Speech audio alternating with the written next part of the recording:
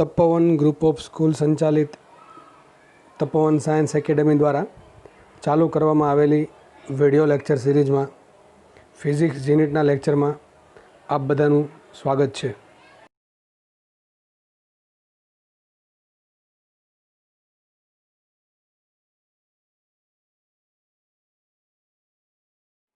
Hello everyone, દરેકનું નવા લેક્ચરમાં સ્વાગત છે.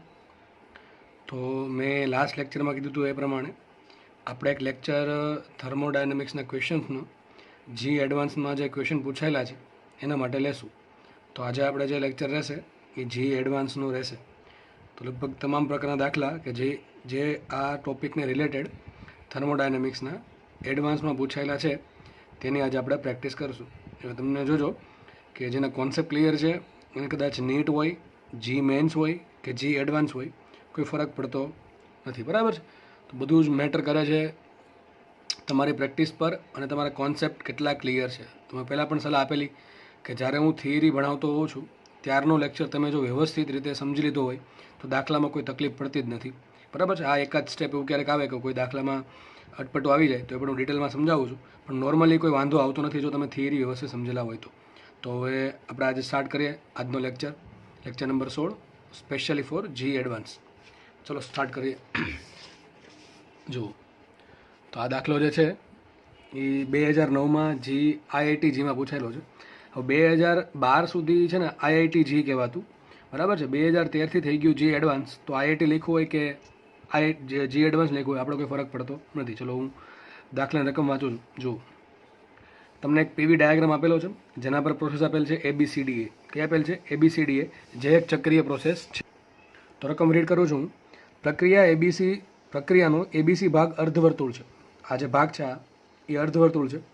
હવે દોરવામાં થોડીક ભૂલ પડી ગઈ, અર્ધવર્તુળ દેખાતો તો નથી, બરાબર, પણ લખેલું છે આ ભાગ એબીસી ભાગ છે એ અર્ધવર્તુળ છે. તથા CDA ભાગ અર્ધ લંબવૃત્ત છે. ટૂંકમાં સેમી ઇલેપ્ટિકલ શેપ છે. બરાબર છે? તો આ જે ભાગ છે અર્ધવર્તુળની પણ કેવો છે? ઇલેપ્ટિકલ શેપ છે. અડધો છે એટલે સેમી લખ્યું છે. તો એક ભાગ અર્ધવર્તુળ છે અને એક ભાગ અર્ધ લંબવૃત્ત છે. બરાબર છે? હવે આ ટાઈપના દાખલામાં શું થાય? જી એડવાન્સમાં તમને 4 ઓપ્શન આપેલા હોય. હવે આ પ્રક્રિયાના આધારે તમારે 4 ઓપ્શન વાંચવાના. હવે હું પહેલાં કહી દઉં, જે દાખલા મેં સોલ્વ કરાવું છું એ મોસ્ટલીમાં એવા દાખલા લીધા છે કે જેમાં 4 ઓપ્શન આપેલા છે. નોર્મલી શું હોય? 4 ઓપ્શનમાંથી એક ઓપ્શન સાચો હોય. પણ અહીંયા જી એડવાન્સમાં દાખલા એવા એક ટાઈપના દાખલા એવા પણ પૂછાય છે કે જેમાં એક કરતાં વધારે ઓપ્શન સાચા હોઈ શકે. એવું બને કે એક ઓપ્શન સાચો હોય કે 4 પણ સાચા હોઈ શકે. એક તો સાચો ડેફિનેટલી હશે જ, પણ એને કરતાં વધારે પણ સાચા હોઈ શકે. તો આપણે એમાં દરેક ઓપ્શન પર ધ્યાન રાખવું પડે, એના આધારે ટીક કરવું પડે. બરાબર છે? ચલો આપણે સ્ટાર્ટ કરીએ. તો તમને એક પ્રક્રિયા આપેલ છે ABCDA. એનો એબીસી ભાગ અર્ધવર્તુળ છે અને CDA ભાગ છે એ લંબવૃત્ત છે, અર્ધ લંબવૃત્ત. બરાબર? ચલો પહેલી વાત કરે છે, AB પ્રક્રિયા સમતાપી છે. હવે આ જે પ્રોસેસ થઈ AB અહીંથી અહીંયા સુધી એ પ્રોસેસ સમતાપી છે એવું કહે છે. હવે પ્રક્રિયા સમતાપી ક્યારે હોય? કે જ્યારે તમારે શું થાય? જ્યારે તાપમાન અચળ રહેતું હોય તો જો તાપમાન અચળ રહેતું હોય તો પ્રક્રિયા સમતાપી થશે. જો તાપમાન અચળ રહેતું નહીં હોય તો પ્રક્રિયા સમતાપી થશે નહીં. હું તમને કહી દઉં, સમતાપી પ્રક્રિયાનું સમીકરણ શું આવે? T બરાબર અચળ, અથવા બીજું શું આવે? PV બરાબર અચળ. એટલે કે જો PV બરાબર અચળ હોય કે T બરાબર અચળ હોય, બંને શું બતાવે છે? સમતાપી પ્રક્રિયા. હવે આમાં ટીની વાત તો આમાં કે પીવીના આલેખમાં આવતી નથી. તો મારે જોવું શું પડે? PV. જો P × Vનો ગુણાકાર અચળ રહેતો હોય તો પ્રક્રિયા સમતાપી થશે. બરાબર? ચલો જોઈ લઈએ. તો આ લોકો એવું કહે છે કે AB પ્રક્રિયા સમતાપી છે. હવે આ વિધાન સાચું હોઈ શકે ને ખોટું હોઈ શકે, મારે ચેક કરવાનું છે.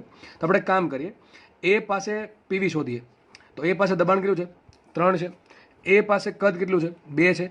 તો ગુણાકાર કેટલો આવશે PV નો? તો P × V શું આવશે? 3 × 2 = 6. કેટલા આવશે? 6. તો A પાસે PV કેટલા મળ્યા? 6 મળ્યા. ચલો વાત કરીએ B ની. તો B પાસે કદ કેટલું છે? 3 છે. B પાસે દબાણ કેટલું છે? 2 છે. તો ગુણાકાર કેટલો આવશે? PV બરાબર 2 તેરી 6. બરાબર છે? તો A પાસે PV નો ગુણાકાર 6 આવ્યો, B પાસે પણ PV નો ગુણાકાર 6 આવ્યો. ટૂંકમાં A થી B તરફ જતા A બિંદુ અને B બિંદુ પાસે PV નો ગુણાકાર અચળ છે, એટલે કે PV અચળ છે. અને જો PV અચળ રહેતું હોય તો પ્રક્રિયા કેવી થશે? સમતાપી. તો આ વિધાન સાચું છે. AB પ્રક્રિયા સમતાપી છે. તો આ વિધાન સાચું. ચલો સાચું છે. આગળ વાત કરીએ. B ઓપ્શન છે, BCD દરમિયાન વાયુ ઉષ્મા ગુમાવે છે. BCD દરમિયાન વાયુ ઉષ્મા ગુમાવે છે. જો અહીંથી જોઈએ આપણે, B થી C અને C થી D તરફ જતા વાયુ ઉષ્મા ગુમાવે છે. ઉષ્માનો ખ્યાલ ડાયરેક્ટલી ના આવે. ઉષ્માનો ખ્યાલ આવે Q બરાબર કયું સૂત્ર વાપરવું પડશે? W + ΔE internal. વાયુ ઉષ્મા ગુમાવતો ક્યારે હોય? જો ઉષ્મા ઋણ હોય તો. બરાબર છે. કાર્ય ધન હોઈ શકે, ઋણ હોઈ શકે, અને આંતરિક ઊર્જાનો ફેરફાર ધને હોઈ શકે, ઋણ હોઈ શકે, ડિપેન્ડિંગ ઓન ટેમ્પરેચર. હવે જોવું પડે, વાયુ ઉષ્મા ગુમાવતો હોય તો ક્યુ ઋણ આવવું જોઈએ. હવે ક્યુ ઋણ ક્યારે આવે? જ્યારે આ બેનો સરવાળો કરીને આન્સર જો ઋણ આવતો હોય તો ક્યુ ઋણ આવશે, અને જો ક્યુ ઋણ આવે તો વાયુ ઉષ્મા ગુમાવતો હશે. ચલો ચેક કરીએ આપણે. પહેલાં આપણે કાર્યની વાત કરીએ, પછી આંતરિક ઊર્જાની વાત કરશું અમે, બરાબર છે. ચલો આપણે જોઈ લઈએ. બી થી ડી તરફ જતા કઈ પ્રોસેસ આપી છે? BCD. ટૂંકમાં બી થી ડી તરફ જતા કદ ઘટે છે કે વધે છે? તો પહેલાં કદ કેટલું છે? 3. અહીં કદ કેટલું છે? કંઈક સમથિંગ હશે 0 અને 1 ની વચ્ચે. તો બી થી ડી તરફ જતાં કદ ઘટે છે. જો કદ ઘટતું હોય તો વાયુ પર કાર્ય બહારથી કરવું પડે. એ બધાને ખબર હશે એટલી તો હવે. તો બી થી ડી તરફ જતાં કદ ઘટે છે એટલે બહારથી કાર્ય કરવું પડે, અને જો બહારથી કાર્ય કરવું પડે તો વાયુ પોતે કાર્ય કરશે નહીં, એટલા માટે કાર્ય શું આવશે? ઋણ આવશે. તો જો બી થી ડી તરફ જતાં કાર્ય ઋણ આવે છે. બીજી વાત, બી થી ડી તરફ જતાં શું થાય છે? જો તાપમાન કદ ઘટતું જાય છે, શું થાય? કદ ઘટતું જાય છે, અને કદ ઘટે છે, અને જોડે જોડે પ્રેશર પણ એટલું બધું કંઈ ખાસ વધતું છે નહીં. પ્રેશર લગભગ બેનું બે જ રહી છે. તો બી થી ડી તરફ જતાં કદ ઘટતું જાય છે, અને પ્રેશર ધીમે ધીમે જો ઘટે છે, પ્રેશર ઘટે છે, પણ ધીમે ધીમે પછી દબાણ વધે છે, અને કદ તો ઘટતું જ જાય છે. એટલા માટે પીવીનો ગુણાકાર કેવો રહેશે? જો અહીંયા પીવી કેટલું હતું? અહીંયા પીવી કેટલું છે? 3×6. કેટલું છે? 3. બી પાસે જો કેટલું છે પીવી? 3×6 છે. ચલો ડી પાસે પીવી કેટલું હશે? તો 2. પી આપ્યો છે 2, અને વીની કિંમત કેટલી હશે? વીની કિંમત કેટલી હશે? તો કે 1 કરતાં ઓછી હશે ડેફિનેટલી. જો આલેખ જુઓ ભાઈ, વ્યવસ્થિત સમજો. થોડુંક જી એડવાન્સ છે એટલે તમારે થોડુંક તો સમજવું પડશે. મારે શોધવું છે બીથી હવે હું શું શોધવા માંગુ છું? આંતરિક ઊર્જાનો ફેરફાર શોધવા માંગુ છું. મેં કાર્યનો વહીવટ કરી નાખ્યો કે કાર્ય ઋણ આવે છે. અમારે આંતરિક ઊર્જાનો વહીવટ કરવો છે. આંતરિક ઊર્જાનો વહીવટ કરવો હોય તો મારે તાપમાન જોડે લેવડ દેવડ કરવી પડે. જો તાપમાન ઘટતું છે તો આંતરિક ઊર્જાનો ફેરફાર ઋણ હશે. જો તાપમાન વધતું છે તો આંતરિક ઊર્જાનો ફેરફાર ધન હશે. બી થી ડી તરફ જતાં બી પાસે પીવી કેટલું છે? બી પાસે પીવી છે 2 તેરી 6 છે. ચલો ડી પાસે પીવી કેટલું હશે? તો ડી પાસે પ્રેશર તો 2 છે, પણ કદ ઘટી ગયું. કદ તો 1 કરતાં ઓછું છે. તો 100% દેખાય છે કે ડી પાસે પીવીનો ગુણાકાર ઓછો છે. ટૂંકમાં જ્યાં પીવી વધારે ને તાપમાન વધારે, કારણ કે પીવી બરાબર પીવી પ્રપોઝલ ટુ શું હોય? ટી હોય ને. શું હોય પીવી પ્રપોઝલ ટુ ટી? તો બી થી ડી તરફ જતાં પીવી ઘટે છે, એટલે કે તાપમાન ઘટતું હશે, અને જો તાપમાન ઘટતું હોય તો આંતરિક ઉર્જા પણ ઘટતી છે. તો આંતરિક ઉર્જાનો ફેરફાર કેવો આવશે? ઋણ આવશે. તો BCD પ્રક્રિયા માટે મારે ઉષ્માની વાત કરવી છે. તો ઉષ્મા બરાબર હોય કાર્ય પ્લસ આંતરિક ઉર્જાનો ફેરફાર. બી થી ડી તરફ જતાં કદ ઘટે છે એટલે કાર્ય ઋણ હશે. બી થી ડી તરફ જતાં પીવીનો ગુણાકાર પણ ઘટે છે, એટલે ટૂંકમાં તાપમાન ઘટે છે, એટલે શું થશે? આંતરિક ઉર્જા પણ નેગેટિવ હશે. તો બેની આ પણ કાર્ય પણ નેગેટિવ છે, આંતરિક ઉર્જા પણ નેગેટિવ છે, અને બંનેનો સરવાળો પણ નેગેટિવ આવશે. તો ઉષ્મા મળશે મને નેગેટિવ, અને ઋણ ઉષ્મા શું બતાવે? વાયુ ઉષ્મા ગુમાવે છે. તો આ પ્રોસેસ પણ સાચું છે. ટૂંકમાં આ જે વિધાન છે એ પણ સાચું છે. નેક્સ્ટ વાત કરીએ. AB પ્રક્રિયા દરમિયાન કાર્ય શૂન્ય છે. ચલો જોઈ લઈએ. AB પ્રક્રિયા અહીંથી અહીં થઈ. AB પ્રક્રિયા કોનો આલેખ આપેલો છે? પી વિરુદ્ધ વીનો. આ તો સેન્ટેન્સ એકદમ ઇઝી પડે સોલ્વ કરવું. તો એ થી બી તરફ જતાં કદ તો વધે છે. જો અહીં કદ કેટલું હતું? 2 હતું. અહીં કદ કેટલું છે? 3. અને એમ બી વિચારો, એ બી પ્રક્રિયાનો આલેખ કેટલો ઘેરાય છે? આલેખ વડે કેટલું ક્ષેત્રફળ ઘેરાય? આટલું ઘેરે ને, આટલું ક્ષેત્રફળ ઘેરાશે એ બી પ્રક્રિયા વડે. તો ક્ષેત્રફળ તો ઘેરાય છે, તો કાર્ય શૂન્ય હોઈ શકે નહીં. તો શું આન્સર આવશે? આ જે સી વિધાન છે એ ખોટું છે, કે એ બી પ્રક્રિયા દરમિયાન કાર્ય શૂન્ય છે. એ વાત ખોટી છે. હકીકતે જો એ થી બી તરફ જતાં શું થાય છે? એ થી બી તરફ જતાં કદ વધે છે તો કાર્ય ધન આવે, શૂન્ય આવે નહીં. ચલો લાસ્ટ વાત કરી દઈએ.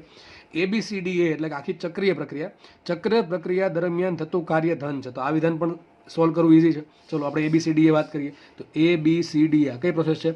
ચક્રીય પ્રક્રિયા છે. અને ચક્રીય પ્રક્રિયામાં કાર્ય કેટલું હોય? તો ઘેરાતા બંધ ગાળા જેટલું. તો આ જે બંધ ગાળો ઘેરાય છે આટલો, જે અડધો ઇલિપ્સ ને અડધું વર્તુળ છે, એ બેનો જે એ બેના ક્ષેત્રફળ જે છે એનો સરવાળો છે એટલું કાર્ય થશે. હવે વાત અહીંયા કરી છે ધન છે કે ઋણ છે? ચલો આપણે જોઈ લઈએ. તો તમને કીધેલું છે ચક્રીય પ્રક્રિયા જો સમઘડી હોય તો કાર્ય ધન હશે, અને જો વિષમ ઘડી હોય તો કાર્ય હશે ઋણ. તો જુઓ અહીંયા એ થી ડી તરફ જતાં એ થી બી, બી થી સી, સી થી ડી, ડી થી એ તરફ આવતા પ્રોસેસ કેવી છે? સમઘડી છે. તો કાર્ય કેવું હશે? ધન હશે. તો ચોથું વિધાન પણ સાચું છે. તો આ તમારે કદાચ દાખલો પૂછાય આવે તો તમારે 3 ઓપ્શન સાચા પડશે, A, B અને D. જો તમે A, B અને D ત્રણેય પૂરા હશે, બરાબર છે, સાચા, તો જ તમને પૂરા માર્ક્સ મળશે, બાકી તમારા માર્ક્સ જશે. માનો કે તમે A પૂર્યું છે તો એના હિસાબે જેટલા માર્ક્સ આવતા હોય એટલા માર્ક્સ તમને મળશે. માનો કે આ દાખલામાં 3 માર્ક્સ છે. કેટલા માર્ક્સ છે? 3 માર્ક્સ. તમે ખાલી A પૂરેલું છે, એ પૂર્યું તો તમને 1 માર્ક્સ મળશે. ખાલી સી પૂર્યું તો 1 માર્ક્સ મળશે. ડી પૂર્યું તો 1 માર્ક્સ મળશે. ACD ત્રણેય પૂર્યા તો 3માંથી 3 મળશે. જો તમે ભૂલથી સોરી બી ABD 3 પૂર્યા તો તમને 3 માર્ક્સ મળશે. જો તમે ખોટું વિધાન પૂરી દીધું સાચું તો આખો 0 માર્ક્સ મળશે. ટૂંકમાં આ દાખલામાં તમે જેટલા સાચા ઓપ્શન ટીક કરશો એટલા માર્ક્સ મળશે. ધારો કે 3 ઓપ્શન તમે પૂર્યા A, B અને D, તો તમને 3માંથી 3 માર્ક્સ મળશે, જો 3 માર્ક્સ હોય તો. બરાબર છે. ચલો આગળ વધીએ. નેક્સ્ટ દાખલો છે IIT G 2010. ટૂંકમાં G એડવાન્સ 2010નો દાખલો લઈએ આપણે સોલ્વ કરીએ. આગળ સોલ્વ કર્યો આપણે 9નો. હવે સોલ્વ કરીએ 10નો. ચલો જુઓ દાખલો. 1 મોલ આદર્શ વાયુ ચક્રીય પ્રક્રિયા કરે છે. જો એ દેખાય છે આપણને A થી B, B થી C, C થી A પ્રમાણે. A પાસે તેનું દબાણ P0 છે, લખેલું છે A પાસે દબાણ P0 છે. હવે આલેખ જોઈ લઈએ. આલેખ કોનો આપ્યો છે? V વિરુદ્ધ T નો. કોનો આલેખ આપ્યો છે? V વિરુદ્ધ T નો. A પાસે તાપમાન છે T0, A પાસે અને C પાસે કદ છે V0, B પાસે કદ છે 4V0, C પાસે તાપમાન દબાણ આપ્યું નથી અને એવું કીધું છે A પાસે દબાણ કેટલું છે? P0 છે અને A પાસે તાપમાન T0 છે. ચલો આટલું ખબર પડી આપણને. હવે જુઓ ઓપ્શન વાંચીએ. આમાં આપણે સેમ રીત પાછી ઓપ્શન્સ એક કરતાં વધારે સાચા હોઈ શકે તો 4 ઓપ્શન આપણે ચેક કરશું અને આમાં શીખવા આપણે બહુ જાજુ મળશે તમને, બરાબર. દરેક ઓપ્શન પર નજર ફેરવશું એટલે ઘણું બધું શીખવા મળશે. તો આ લેક્ચર બધાને ફરજિયાત જોવાનો છે. એવું નથી વિચારવાનું કે મારે જી મેન્સ કે જી એડવાન્સ નથી આપવાની કે હું તો નીટમાં છું એટલે હું આ લેક્ચર કેમ જોઉં. અરે ભાઈ, દરેક વસ્તુ શીખવા મળતી હોય નથી, શીખી લેવાય, બરાબર છે. ચલો આગળ વધીએ. તો જો આ બધું સોલ્વ કરતા આવડી ગયું તો હું કહું છું એમ તમને આરામથી તમે દાખલા હેન્ડલ કરતા શીખશો. ઇઝી દાખલા અને સોલ્વ કરતાં પણ શું આવશે જો બધું આવડતું હશે તો. ચલો તો આપણે દાખલો સોલ્વ કરીએ જી એડવાન્સ 2010નો. ચલો પહેલું સેન્ટેન્સ છે A અને B પાસે આંતરિક ઉર્જા સમાન. હંમેશા જુઓ કે જે વસ્તુ આપી ડિપેન્ડ કોના પર કરે. મને વાત કરી આંતરિક ઉર્જાની, તો આંતરિક ઉર્જા ક્યાં કીધી? A અને B પાસે. તો A અને B પાસે આંતરિક ઉર્જા સમાન છે એવું સેન્ટેન્સ કહે છે. હવે આંતરિક ઉર્જા કોના પર ડિપેન્ડ કરે? આંતરિક ઉર્જા ડિપેન્ડ કરે છે તાપમાન પર. જો A અને B પાસે તાપમાન સરખું હોય તો આંતરિક ઉર્જા સરખી હોય, કારણ કે આપણને ખબર છે આંતરિક ઉર્જા ઇઝ બરાબર શું આવશે? E internal is equal to F/2 mu RT. તો જો તાપમાન સરખું તો આંતરિક ઉર્જા સરખી. ચલો આપણે જોઈ લઈએ. આલેખ કોનો છે? V વિરુદ્ધ T નો છે. તો જે ઊભી લાઈન છે, ઊભી લાઈન એ કઈ પર પ્રોસેસ બતાવે છે? AB. અને A અને B ની જ વાત થાય છે. તો AB પ્રોસેસની વાત કરીએ તો AB પ્રોસેસ કેવી રીતે? જો આ પ્રમાણે દોરું તો તાપમાન કેવું રહે? અહીં કદ વધે છે. અહીં કદ કેટલું હતું? V0. અહીં કદ કેટલું છે? 4V0. તો A થી B તરફ જતાં કદ વધીને થઈ ગયું 4 ગણું, પણ તાપમાન રહે છે અચળ. તો A પાસે તાપમાન T0 છે, B પાસે પણ તાપમાન T0 છે. તો બંને પાસે આંતરિક ઉર્જા કેવી હશે? સરખી હશે, કારણ કે આંતરિક ઉર્જા is function of only T આદર્શ વાયુ માટે. તો સેન્ટેન્સ એ થશે સાચું, કારણ કે A અને B પાસે તાપમાન સમાન હોવાથી આંતરિક ઉર્જા સમાન થશે. બીજી વાત કરીએ. ઓપ્શન બી એવું કહે છે કે AB પ્રક્રિયામાં કાર્ય થાય છે P0 V0 ln4. ચલો તો AB પ્રક્રિયામાં કાર્ય શોધવું છે. હવે યાદ રાખો, કાર્ય ઉષ્મા કે આંતરિક ઉર્જા તાપમાન પર ડિપેન્ડ કરશે, પણ ઉષ્મા અને કાર્ય હંમેશા ડિપેન્ડ કરે પ્રોસેસ પર. તો કઈ ટાઈપની પ્રોસેસ છે એના માટે કાર્ય અને ઉષ્મા અલગ અલગ આવે. એથી દેખાય છે આપણને કે AB પ્રક્રિયા દરમિયાન તાપમાન અચળ રહેતું હોવાથી AB પ્રક્રિયા કઈ પ્રોસેસ છે? આઇસોથર્મલ. કઈ છે? આઇસોથર્મલ. અને આઇસોથર્મલ માટે સૂત્ર શું આવે કાર્યનું? તો લખી દઉં. કાર્ય બરાબર શું થાય આઇસોથર્મલ માટે? સમતાપી પ્રક્રિયા માટે કાર્ય યાદ કરો. સૂત્ર શું હતું? Mu RT ln V2/V1. શું છે? Mu RT ln V2/V1. હવે તમને તાપમાન, ચલો મ્યુ RT તો આપ્યું નથી, બરાબર. મ્યુ ચલો 1 મોલ આપી દીધા છે. R નથી, આ ટૂંકમાં R તો ખબર છે 8.3. તાપમાન T0. ચલો પણ આપણને આન્સર શેમાં આપ્યો? P0 V0 નો. તો આ મેં તમને યાદ તમે કીધું યાદ છે સૂત્ર. બીજું સૂત્ર શું આવશે એનું? W બરાબર P1 V1 ln V2/V1, અથવા આમ પણ લખી શકો W બરાબર P2 V2 ln V2/V1. ચલો આવું આપણે સૂત્ર લખી શકીએ. તો આપણે કિંમત મૂકીએ. હવે ચલો મેં તમને કીધું આ સૂત્ર કેમ નહીં વપરાય, કારણ કે આપણને આન્સર શેમાં માંગ્યો છે? P0 V0 માં આન્સર માંગ્યો છે. એટલે આપણે મ્યુ RT બરાબર શું લખ્યું? મ્યુ R બરાબર મ્યુ RT બરાબર PV. તો P1 V1 અથવા P2 V2, કારણ કે મ્યુ RT અચલ છે એટલા માટે. તો વાત કરીએ P1 V1 ની અને P2 V2 ની. ચલો P1 તમને આપેલું, જો આ A બિંદુ પાસે પ્રેશર કેટલું આપ્યું તમને? P0 આપ્યું. ટૂંકમાં તમને P1 આપી દીધું. A બિંદુ પાસે કદ કેટલું છે? V0. તો આપણને P1 V1 આપી દીધું. સમજ પડે કે નહીં પડતી? મારે શું મૂકવું પડે? P1 ને V1 કિંમત. ઘણા કેસમાં P2 V2 યુઝ કરી શકો તમે. તો તમારે એક કામ કરવું પડે, B પાસે તમારે P2 મૂકવું પડે. તો ટૂંકમાં B પાસે દબાણ તમારે શોધવું પડે. એ આપ્યું નથી. ચલો B પાસે તમને કદ આપી દીધું, ટૂંકમાં V2 આપેલું છે, પણ B પાસે દબાણ તમને આપ્યું નથી. ચલો આપણે કામ કરી દઈએ. તો P1 V1 માં કિંમત મૂકીએ તો સૂત્ર આવશે W બરાબર W is equal to P1 V1 ln V2/V1. આ સૂત્ર થઈ ગયું કાર્યનું. કઈ પ્રોસેસ માટે? સમતાપી પ્રક્રિયા માટે. ચલો P1, તો P1 શું આપ્યું મને? A બિંદુ પાસે દબાણ P0 લખેલું છે રકમમાં કે A પાસે દબાણ P0, ટૂંકમાં A પાસે દબાણ P0 આપ્યું છે. ઓકે. V1, તો V1 શું થશે? A પાસે કદ કેટલું છે? V0 into ln V2. V2 એટલે અંતિમ કદ. તો AB પ્રક્રિયામાં અંતિમ કદ હશે કેટલું? B પાસેનું કદ 4V0, તો આવશે V2 4V0 છેદમાં V1. V1 શું છે? V0. તો શું આવશે આન્સર? P0 V0. આ V0 કેન્સલ, શું આવશે? ln4. તો આ વાત સાચી છે કે AB પ્રક્રિયામાં થતું કાર્ય કેટલું છે? P0 V0 ln4 છે. તો આ પણ સેન્ટેન્સ સાચું છે.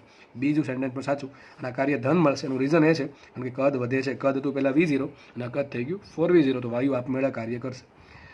ઓપ્શન સી છે કે C પાસે દબાણ P0/4 છે. ચલો C બિંદુ ક્યાં છે? અહીંયા છે. તો C પાસે તમારે દબાણ શોધવાનું છે. અને લાસ્ટ સેન્ટેન્સ એમ કહે છે કે C પાસે તાપમાન T0/4 આવશે. C પાસે તાપમાન છે T0/4. તો આપણે બે સેન્ટેન્સ સોલ્વ કરીએ સી અને ડી, કે સી પાસે દબાણ તાપમાન કેટલું છે. જો આટલું છે P0/4 T0/4, તો બંને સેન્ટેન્સ સાચા થશે. ચલો આપણે ચેક કરીએ. હવે જુઓ, થોડુંક વ્યવસ્થિત ધ્યાન આપજો. જો હું તમને એમ કહું કે અહીંયા તાપમાન કેટલું છે T0 P0, અહીં તાપમાન છે T0, દબાણ છે P0. ચલો આગળ વધીએ. AB પ્રોસેસમાં શું થાય? જો AB પ્રોસેસમાં તાપમાન તો બદલતું નથી. તાપમાન બદલતું, તાપમાન બી બિંદુ પાસે કેટલું હશે?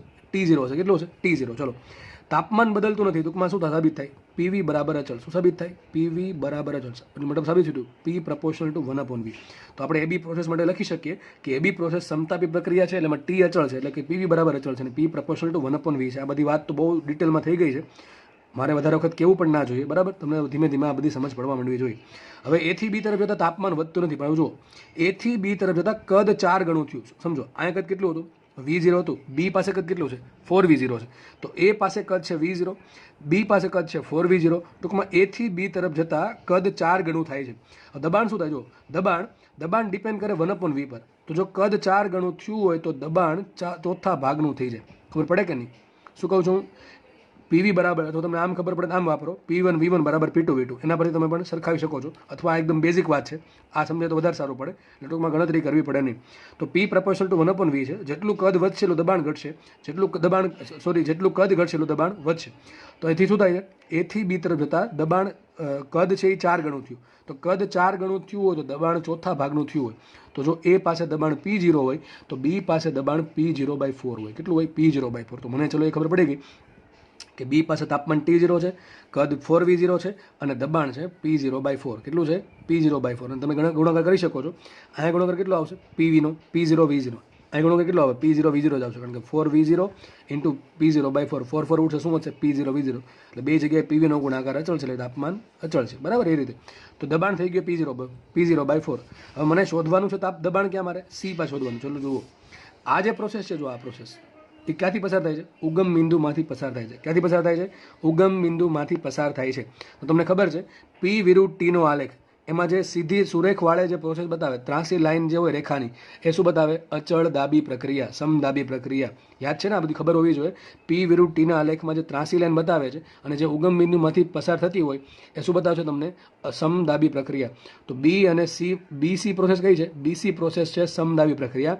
ટૂંકમાં આખી પ્રક્રિયામાં દબાણ કેવું રહે? અચળ રહે. તો જો મને B પાસે દબાણ મળી ગયું, કેટલું મળ્યું? P0/4. તો C પાસે પણ દબાણ કેટલું હશે?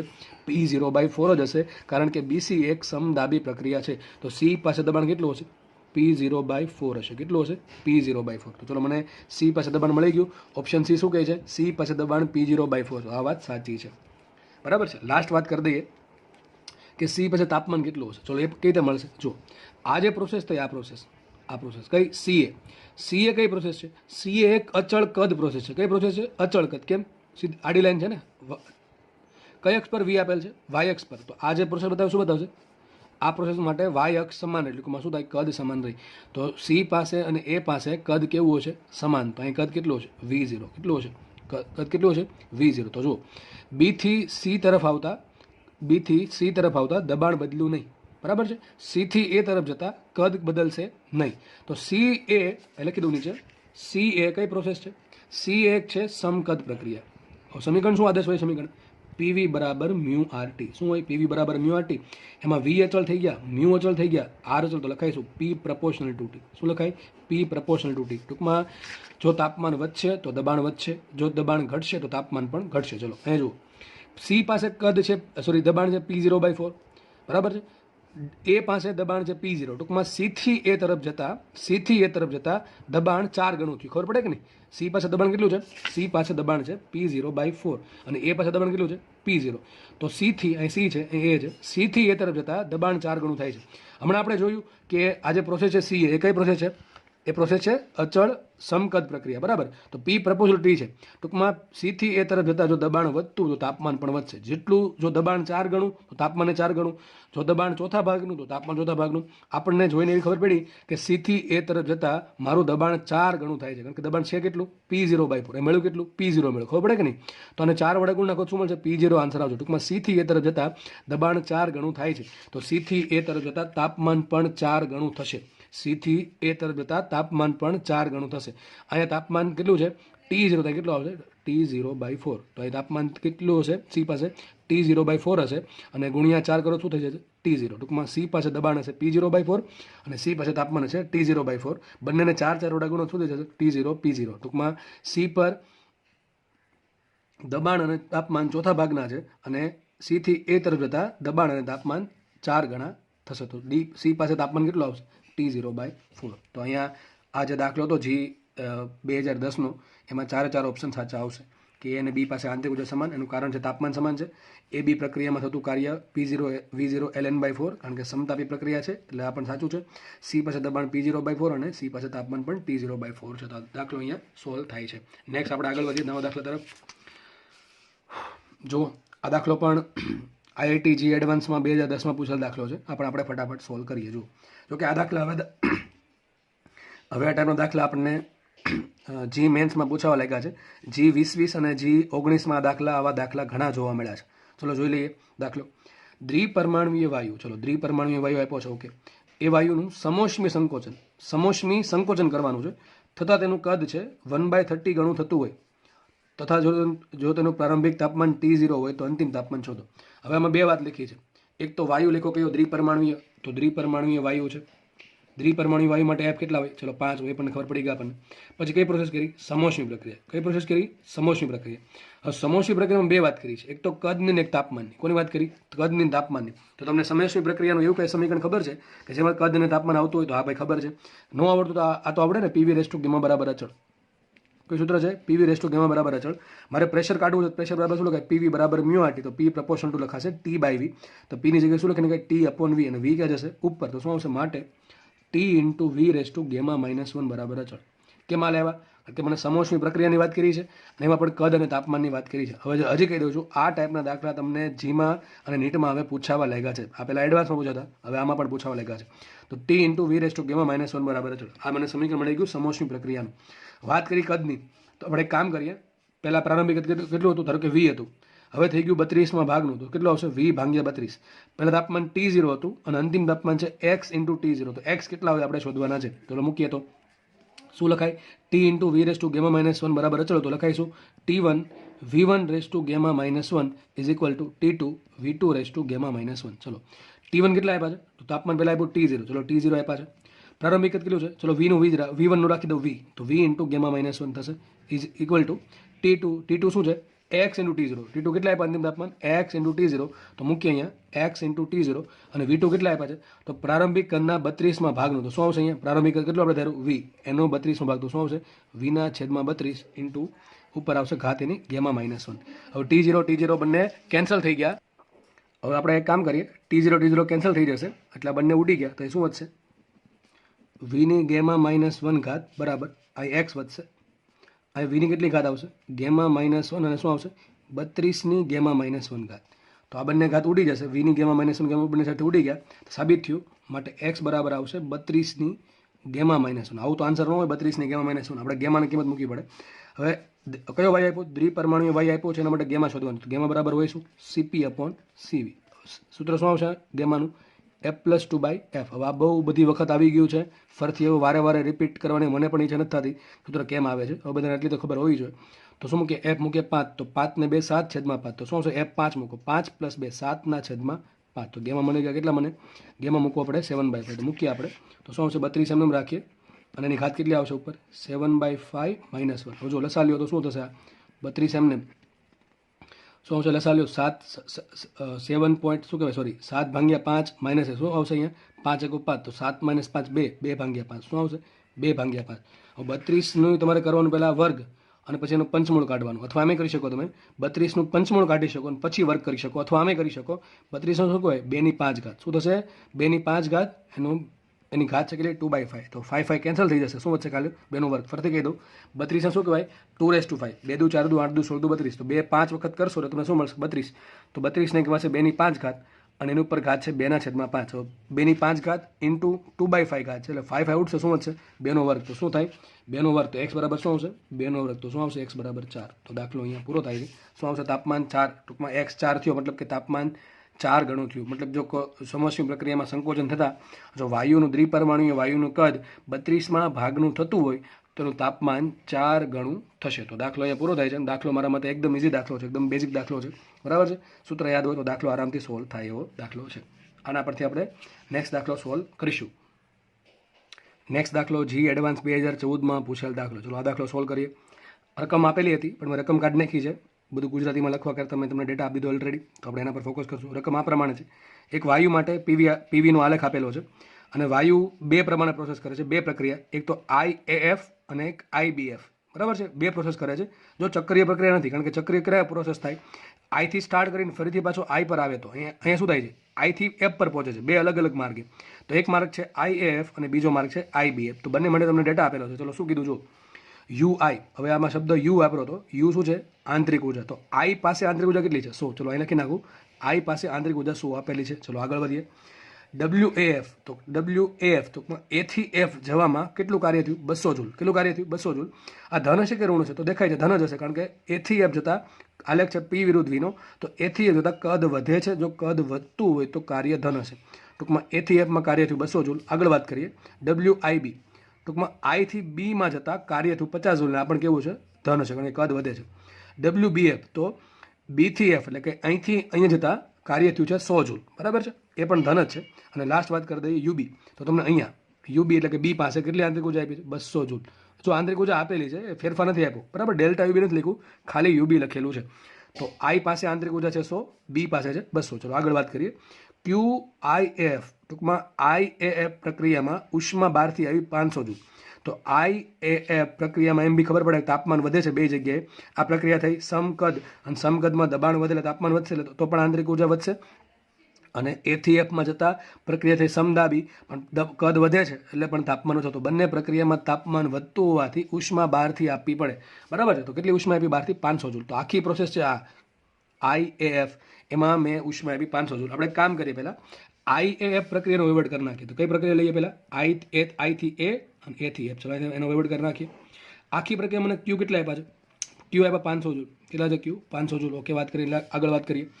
વાત કરીએ કાર્યની. ચલો કાર્યમાં બે ભાગ પાડી દેશું આપણે, એક I થી A અને A થી F. ચલો તો WIA કેટલા છે અને WAF કેટલા. ચલો જોઈએ. WIA તો WIA જે પ્રોસેસ છે, ટૂંકમાં I થી A જે પ્રોસેસ થાય છે, એ I થી એક પ્રોસેસ કઈ છે, P વિરુદ્ધ વિના આલેખ પ્રમાણે. તો આમાં કદ બદલતું નથી. અહીંયા શું દબાણ વધે છે પણ કદ બદલતું નથી. તો IA એક પ્રોસેસ કઈ થાય, સમકદ પ્રક્રિયા થાય. અને સમકદ પ્રક્રિયા માટે કાર્ય કેટલું હોય, 0 હોય, કારણ કે કદ વધતું નથી. તો આલેખ વડે ક્ષેત્રફળ ઘેરાતું છે 0. એટલા માટે WIA પ્રક્રિયામાં કાર્ય 0 છે. તમને ક્યાંય આપ્યું પણ નથી, એટલા માટે નથી આપ્યું, કારણ કે પ્રક્રિયામાં કાર્ય 0 હોય. પછી વાત કરીએ AF. તો WAF કેટલું છે, ઓલરેડી આપી દીધું, કેટલું છે, 200 જૂલ. તો WAF આપ્યો આપણને 200 જૂલ. જુઓ તો કુલ કેટલું કાર્ય થશે, તો આમાં થયું કાર્ય કેટલું, 0. આમાં કાર્ય થયું 200 જૂલ. તો કુલ કેટલું થાય, 0 + 200. કુલ કેટલું કાર્ય આવશે, W બરાબર આવશે 0 + 200, 200. તો મને IAF પ્રક્રિયા આખી જે પ્રોસેસ છે એમાં કેટલું કાર્ય થયું, કુલ 200 થયું. એમાં આંતરિક ઉર્જા કેટલો ઉષ્મા કેટલી આપી, 500. ચલો મને શું મળી જાય આના પરથી, Q બરાબર W + ડેલ્ટા E ઇન્ટરનલ. ચલો તો Q કેટલા મૂકો તમે, 500 મૂકો. કેટલા મૂકો, 500. W કેટલા મૂકો, 200. તો શું મળશે મને, ડેલ્ટા E ઇન્ટરનલ. શું મળશે, ડેલ્ટા E ઇન્ટરનલ. અને ડેલ્ટા ઇન્ટરનલ આવશે કેટલા, 500 - 200, 300. તો મને શું ખબર પડી, 300 જૂલની આંતરિક ઉર્જાનો ફેરફાર થાય છે. જો ફેરફાર થાય છે, આંતરિક ઉર્જા આટલી મળતી નથી. હવે જો હું I થી F જાઉં તો આંતરિક ઉર્જાનો ફેરફાર 300 જૂલ હશે. હવે જો લખાય આમ, ડેલ્ટા E ઇન્ટરનલ બરાબર શું થાય, અંતિમ આંતરિક ઉર્જા કોની, F ની ને. F ની આંતરિક ઉર્જા અંતિમ છે, તો IF માઇનસ પ્રારંભિક આંતરિક ઉર્જા IA. બરાબર. હવે આ કેટલા મળ્યા મને, 300. મારે EF શોધવું છે. ટૂંકમાં મારે F ની આંતરિક ઉર્જા શોધવી છે. માઇનસ શું કરશે, EI કેટલા છે, 100. તો સાબિત થશે F ની આંતરિક ઉર્જા આવશે 400 જૂલ. અને આમને મેં ખબર પડી જાય કે I થી F તરફ જતાં આંતરિક ઉર્જા 300 વધે છે. પહેલાં હતી 100, એમાં 300 વધી થશે કેટલી, 400. તો કદાચ આ સ્ટેપ ગણવાની જરૂર ના પડે તો વધારે સારું કહેવાય. બરાબર, આમ સમજાયો કોન્સેપ્ટ છે કે I પાસે આંતરિક ઉર્જા 100 છે. હવે I થી F તરફ જતાં IF માર્ગે જતાં 300 જેટલી આંતરિક ઉર્જા વધે છે. આ પ્લસમાં આવી, કેટલી આવી, આ જે આંતરિક ઉર્જા આવી પ્લસમાં આવી. ટૂંકમાં I થી F તરફ જતાં આંતરિક ઉર્જામાં 300 જેટલો વધારો થશે. એટલે F પાસે આંતરિક ઉર્જા કેટલી આવશે, 400. કેટલી આવશે, 400. ચલો આટલી ખબર પડી ગઈ. આગળ વધીએ આપણે. હવે જે નીચે પ્રોસેસ કઈ થાય છે, IBF. IBF માટે શોધવાનું શું છે, QBF છેદમાં QIB. BF પ્રોસેસ અહીંયા છે. QBF એટલે શું થાય, B થી F જે પ્રોસેસ થાય છે એમાં તમે કેટલી ઉષ્મા આપી, અને QIB એટલે કે I થી B જે પ્રોસેસ થાય છે એમાં કેટલી ઉષ્મા આપી, બંનેનો ભાગાકાર શોધવાનો છે. તો મારે આ જે બંને પ્રોસેસ છે આ જે ટોટલ પ્રોસેસ છે IBF એના બે ભાગ પાડી દીધા, I થી B ને B થી F. તો આ બંને પ્રોસેસમાં કેટલી ઉષ્મા આપી એ શોધવાનું છે. હવે ઉષ્મા ક્યારે મળે વિચારો, ઉષ્મા ક્યારે મળે? આંતરિક ઉર્જા મળે તો અને કાર્ય મળે તો. ચલો બંને આપેલું છે જુઓ. હવે લખું છું IB પ્રોસેસ. જુઓ ધ્યાનથી સમજો. હવે દાખલો લગભગ પતી જ ગયો છે. IB process. IB પ્રોસેસમાં I પાસે આંતરિક ઉર્જા 100 આપેલી છે, B પાસે આંતરિક ઉર્જા 200 આપી છે. ટૂંકમાં સાબિત થયું I થી B તરફ જતા આંતરિક ઉર્જામાં 100 જેટલો વધારો થશે. તો લખાઈશું અહીંયા IB પ્રોસેસ માટે ડેલ્ટા ઇન્ટરનલ કેટલું? ડેલ્ટા ઇન્ટરનલ છે 100. કેટલું છે? 100. ધ્યાનથી સમજો. I પાસે આંતરિક ઉર્જા 100 છે, B પાસે 200 છે, તો I થી B તરફ જતા આંતરિક ઉર્જા 100 જેટલી વધશે એટલે પ્લસ આવશે. પછી આગળ કીધું IB માટે કાર્ય કેટલું આપ્યું? WIB આપ્યું ને 50 જૂલ. આપણે આપી દીધું છે કે I થી B જે પ્રોસેસ થાય છે એમાં કાર્ય 50 જૂલ છે. તો લખી નાખવું છે W કેટલા આપ્યા છે? 50 જૂલ. કઈ પ્રોસેસ માટે? IB માટે. આગળ વધીએ તો IB માટે Q કેટલા? આરામથી મળે. Q બરાબર શું લખાય? W plus delta E internal ઉષ્મા ગતિશાસ્ત્રનો પેલો નિયમ. તો IB પ્રોસેસ માટે તો QIB કેટલા મળશે? બેનો સરવાળો શું થાય? 150 જૂલ. તો ચલો મને એક વસ્તુ મળી ગઈ, QIB મળી ગઈ 150 જૂલ. હવે લાસ્ટ વાત કરી દઈએ B થી F પ્રોસેસની. ચલો B થી F પ્રોસેસ. ચલો B થી F પ્રોસેસ માટે જુઓ, B પાસે આંતરિક ઉર્જા 200 છે, F પાસે આંતરિક ઉર્જા 400 છે. ક્યાંથી લેવા? આપણે આના પરથી, આનો યુઝ કરીને આપણે આંતરિક ઉર્જા લેવા. હવે જુઓ તમને ખબર છે આંતરિક ઉર્જા છે એ કોના પર ડિપેન્ડ કરે? આંતરિક ઉર્જા ડિપેન્ડ કરે પોઈન્ટ ફંક્શન છે, એટલે કે પ્રારંભિક સ્થાન અને અંતિમ સ્થાને પ્રક્રિયાના માર્ગ પર ડિપેન્ડ કરે નહીં. તો IAF પ્રોસેસ માટે જેટલી આંતરિક ઉર્જા છે એટલી જ આંતરિક ઉર્જા IBF માટે છે. ટૂંકમાં બંને માટે આંતરિક ઉર્જાનો ફેરફાર કેટલો હશે? સરખો જ હશે. ચલો તો B પાસે આંતરિક ઉર્જા 200 છે, F પાસે આંતરિક ઉર્જા 400 છે, તો B થી F તરફ જતા આંતરિક ઉર્જામાં 200 જેટલો વધારો થાય છે. તો શું આવશે? Delta IB sorry delta E internal શું આવશે? આવશે 200 જૂલ. ઓકે ચલો એમાં કેટલું કાર્ય થયું? ચલો કાર્ય સુધી નાખીએ. તો BFમાં તમને કાર્ય આપી દીધું છે, તો WBF કેટલા આપ્યા? 100 જૂલ. તો આપ્યું છે 100 જૂલ. ઓકે ચલો તો સાબિત શું થયું? Q કેટલા મળશે? તો QBF એટલે કે BF પ્રક્રિયામાં કેટલા Q આવશે? તો બેનો સરવાળો. Q બરાબર શું લખાય? ઉષ્માગતિશાસ્ત્રનો પહેલો નિયમ. Q બરાબર શું લખાય? W plus delta E internal. તો 100 પ્લસ 200 કેટલા થાય? 300 જૂલ. તો મને બંને ઉષ્મા મળી ગઈ. તો મારે શોધવાનું શું છે? હવે જુઓ શોધવાનું શું છે? મારે શોધવાનું છે QBF છેદમાં QIB. QBF કેટલા આવ્યા? QBF આવ્યા 300 અને QIB કેટલા આવ્યા? 150. તો 300 ભાગ્યા 150 શું થાય? આન્સર આવશે 2. શું આન્સર આવશે? 2. તો આ દાખલો પણ એકદમ મારા મતે દાખલો ઇઝી છે અને સારો દાખલો હતો. કોન્સેપ્ટ ખબર હોય તો દાખલો સોલ્વ થાય એવું છે. તો આપણને જે ઉપરની પ્રોસેસ આપી છે એનો યુઝ કર્યો આપણે Fની આંતરિક ઉર્જા શોધવામાં, અને એ Fની આંતરિક ઉર્જા મળી ગઈ પછી મને Iની, Bની અને Fની આંતરિક ઉર્જા આપેલી છે, બંનેના કાર્ય આપેલા તો આરામથી બેની ઉષ્મા મળે. બરાબર છે. તો આગળ આપણે દાખલો વધારીએ, નેક્સ્ટ દાખલો સોલ્વ કરીએ. જો નેક્સ્ટ દાખલો છે G2018નો, એટલે સોરી G એડવાન્સ 2018, ટૂંકમાં રિસેન્ટ દાખલો, હમણાંનો વર્ષોનો દાખલો છે. ચલો જોઈએ દાખલો. દાખલામાં રકમ આપેલી છે, મેં કાઢી નાખી છે રકમ. તમને 4 ઓપ્શન આપેલા છે. 4 ઓપ્શનમાંથી એક કરતાં વધારે ઓપ્શનમાં સાચા હોઈ શકે, અથવા મિનિમમ 1 અથવા મેક્સિમમ 4 ઓપ્શન સાચા હોઈ શકે. આલેખ માટે રકમ માટે તમને એક આલેખ આપેલો છે T વિરુદ્ધ Vનો. એ આલેખ પરથી તમારે આ 4 ઓપ્શન વાંચવાના છે, સોલ્વ કરવાના છે અને ટીક કરવાના છે. તો જોઈ લઈએ આપણે. તો G એડવાન્સ 2018નો દાખલો સોલ્વ કરીએ. ઘણાને એવું લાગતું એક સર થોડાક સ્પીડમાં જાય છે, તો એનું રીઝન છે કે આગળ બધું ભણાવી દીધું છે, કોન્સેપ્ટ એના જ ક્લિયર રિપીટ થાય છે, એટલે વારે વારે એકને એક હજુ સમજાવવાની કોઈ જરૂર નથી. છતાં પણ તમને જો ના સમજાય અથવા થોડીક વધારે ઉતાવળ લાગતી હોય તો તમે લેક્ચર રિવાઇઝ કરીને જોઈ શકો છો. અને છતાં પણ જો ના સમજાય, કોઈ જગ્યાએ એવું લાગે કે સમજાણું નહીં અથવા ઉપર થઈ ગયું એવું લાગે, તો એક પણ વસ્તુ આમાં કોન્સેપ્ટ વગરની નથી. એટલા માટે તમે જો લખશો તો તમને 100% એનો આન્સર મળશે. બરાબર. તો કોમેન્ટ સેક્શનમાં અથવા તમે પર્સનલ મેસેજ કરીને તમે તમારા ડાઉટ પૂછી શકો છો. ચલો આપણે આગળ વધીએ. તો આલેખ છે T વિરુદ્ધ Vનો. તમને 4 પ્રોસેસ આપી છે. પહેલાં 1, પછી 2, 3, 4. આઈ થિંક કદાચ આમ હશે. બરાબર, કદાચ આમ હોઈ શકે. તો આ પ્રમાણે તમે ચક્રીય પ્રક્રિયા આપેલી છે. ચલો જોઈએ દાખલો આપણે. પ્રક્રિયા 1 એ સમકત પ્રક્રિયા છે. ચલો કોનો આલેખ આપ્યો? T વિરુદ્ધ Vનો. એમ કહે છે પ્રક્રિયા 1 એ સમકત પ્રક્રિયા છે. તો અહીં જો આ પ્રમાણે પ્રોસેસ છે, આ પ્રમાણે 83. કોનો આલેખ છે? T વિરુદ્ધ Vનો. આવો દાખલો તો આરામથી સોલ્વ થઈ જાય. T વિરુદ્ધ Vમાં સમકત પ્રક્રિયા કઈ થાય? T વિરુદ્ધ Vમાં સમકદ પ્રક્રિયા માટે ઊભી લાઈન જોઈએ. કેવી લાઈન જોઈએ? ઊભી. કારણ કે ઊભી લાઈન હોય તો દબાણ બદલશે નહીં. તો આ સેન્ટેન્સ ખોટું છે, કેમ કે પ્રક્રિયા 1 એ સમકદ પ્રક્રિયા નથી, કારણ કે આમાં લાઈન જો કેવી છે, થોડીક વક્ર છે. જો આ ઊભી લાઈન હોત અહીંયા, હા, તો 100% એ સમકદ પ્રક્રિયા થતો. વિધાન એ ખોટું છે. વિધાન D જુઓ. વિધાન D શું કહે છે?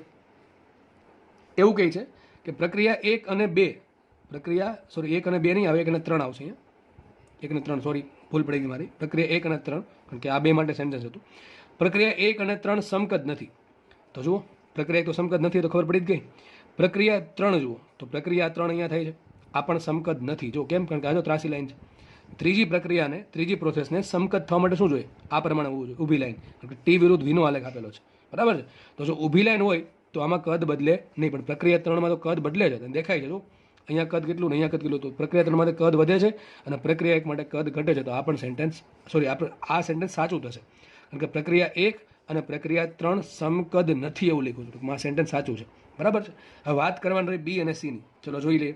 તો વિધાન બીમાં શું કહે છે? વિધાન બીમાં એવું કહે છે પ્રક્રિયા 2માં વાયુ ઉષ્મા શોષે છે. તો પ્રક્રિયા 2 અહીંયા છે, અહીંયા છે પ્રક્રિયા 2. ચલો, તો મારે જોવું પડે કે પ્રક્રિયા 2માં શું કીધું કે વાયુ ઉષ્મા શોષે છે, અને પ્રક્રિયા વિધાન સીમાં શું આપ્યું છે?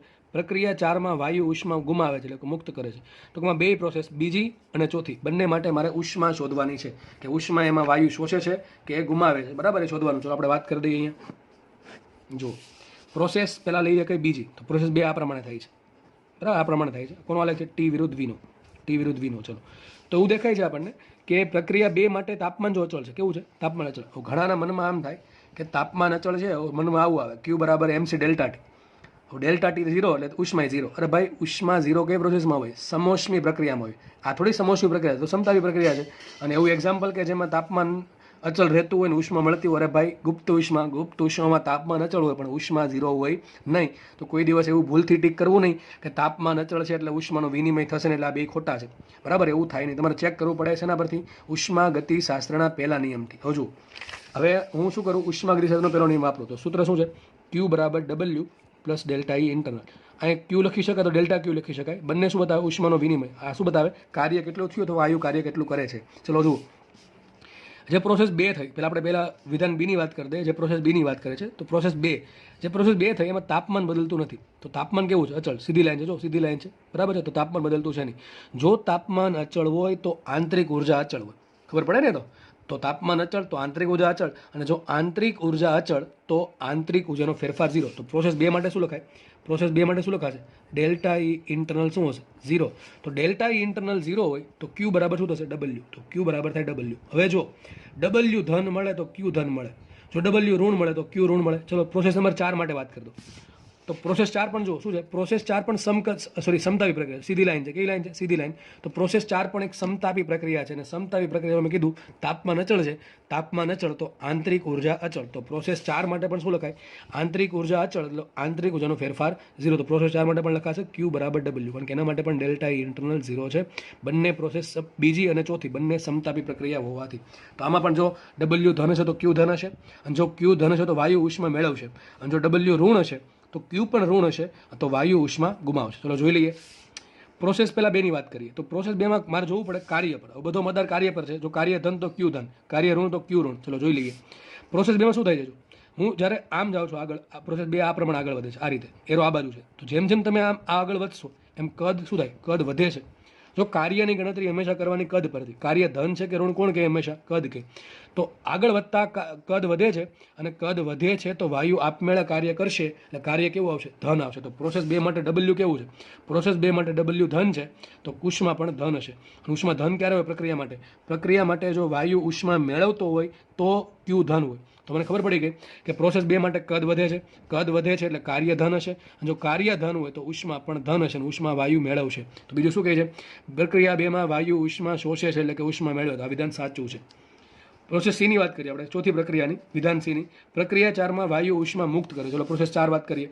તો પ્રોસેસ 4 ધીમે ધીમે આ પ્રમાણે આગળ વધે છે, આ રીતે, આ પ્રમાણે. તો જેમ જેમ પ્રોસેસ આગળ વધે છે અહીંથી લઈને અહીંયા સુધીમાં એમ કદ ઘટે છે.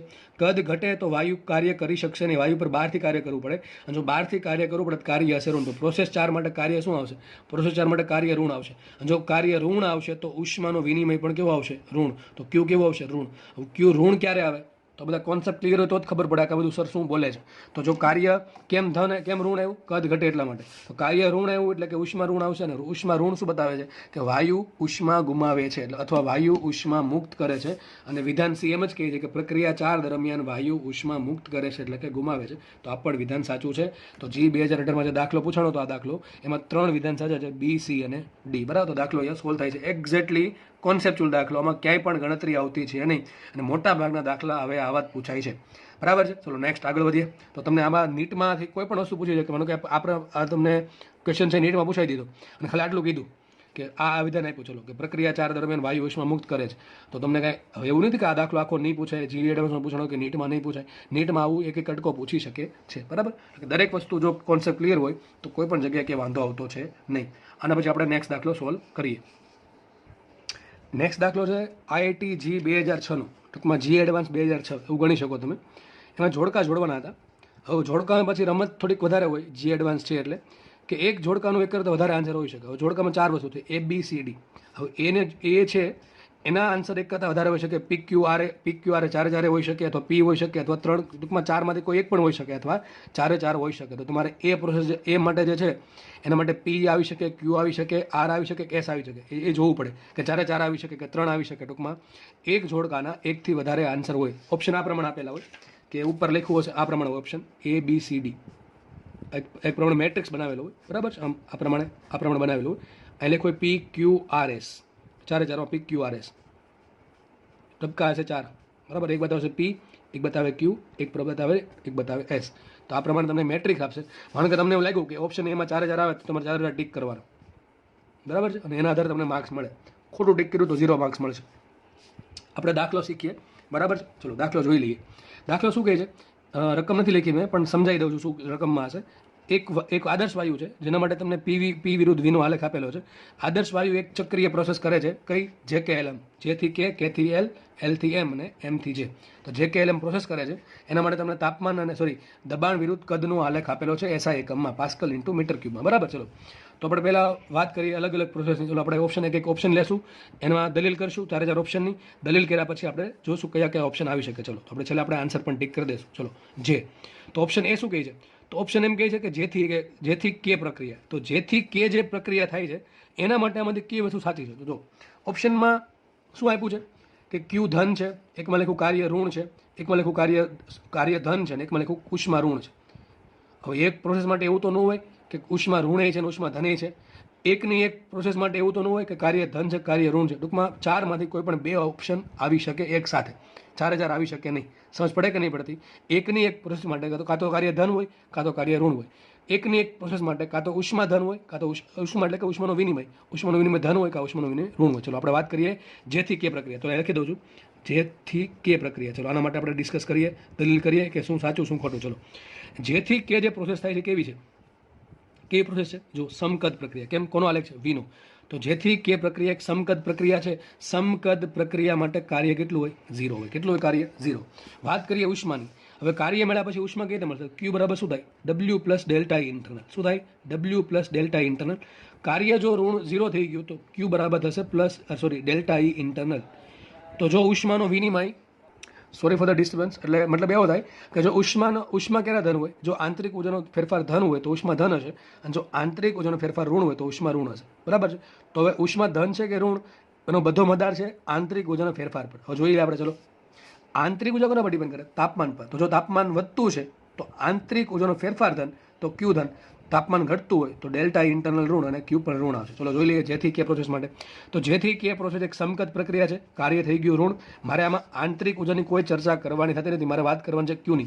તો ચલો મને ખબર પડી કે કાર્ય ઋણ છે, જેથી કે પ્રક્રિયા માટે કાર્ય ઋણ છે.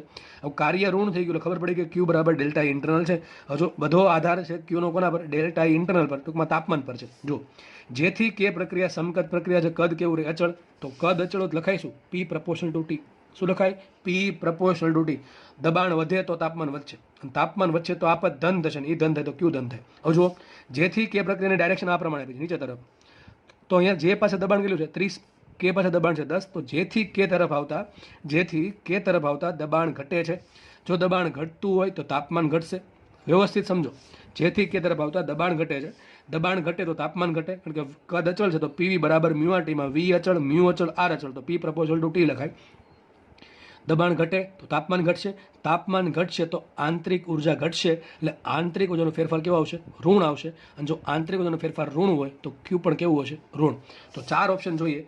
એમાં જેથી કે પ્રક્રિયામાં શું આન્સર આવે કે Q ઋણ હોય અને કાર્ય 0 હોય. હવે કાર્ય 0ની વાત તો આમાં કરી છે નહીં, તો શું આપણે ઓપ્શન લખી શકીએ, Q ઋણ છે. તો શું આવશે અહીંયા, જેથી કે પ્રક્રિયામાં Q ઋણ એટલે શું આવશે, S. શું આવશે, S. તો લખી નાખીએ આપણે એમાં શું આન્સર આવશે? એસ આવશે. શું આન્સર આવશે? એમાં એસ આવશે. જોઈએ બીમાં શું આન્સર આવે. ચલો બી કઈ પ્રોસેસ છે? કેથીએલ. ચલો બી એટલે કેથીએલ એટલે આ પ્રોસેસ થઈ. ચલો કેથીએલ પ્રક્રિયામાં જો શું થાય છે ચલો જોઈ લઈએ. વાત આપણે બે કરવાની છે કે આપણે મૂલ્યને શોધવાના. તમારે ખાલી એટલું કહેવાનું છે કે ઉષ્મા ધન છે કે ઋણ, કાર્ય ધન છે કે ઋણ. ચલો જોઈ લઈએ. પહેલાં કાર્યની વાત કરી દો. તો કઈ પ્રોસેસ છે? કેથીએલ. ચલો કેથીએલ. કેથીએલ કઈ પ્રોસેસ છે? પહેલાં હંમેશા પ્રોસેસ નક્કી કરો કઈ છે. તો કેથીએલ. તો કેથીએલ એક પ્રક્રિયા છે કઈ? સમદાબી. કેમ છે? દબાણ અચળ રહી છે. કેટલું રહે? 10 નું 10 જ રહી છે. તો કેથીએલ એક સમદાબી પ્રક્રિયા છે. તો આમાં શું થાય? સમદાબી પ્રક્રિયામાં ઉષ્માનું વિનિમય શોધવાનું છે. કાર્ય ધન હોય કે ઋણ એ ડિસાઇડ કોના પર કરે? કદ પર. તો કેથીએલ પ્રક્રિયામાં જેમ કેથીએલ તરફ જશો એમ તમારું કદ વધે છે.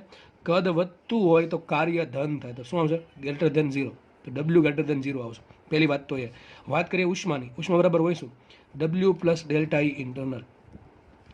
જો આ બેનો સરવાળો ધન તો ક્યુ ધન, જો આ બેનો સરવાળો ઋણ તો ક્યુ ઋણ આવશે. એક વાત તો ખબર પડી ગઈ કે કેથીએલ પ્રક્રિયામાં કદ વધે છે એટલે કાર્ય ધન. એમ બી તમે જોઈ શકો આટલો એરિયા ઘેરાશે.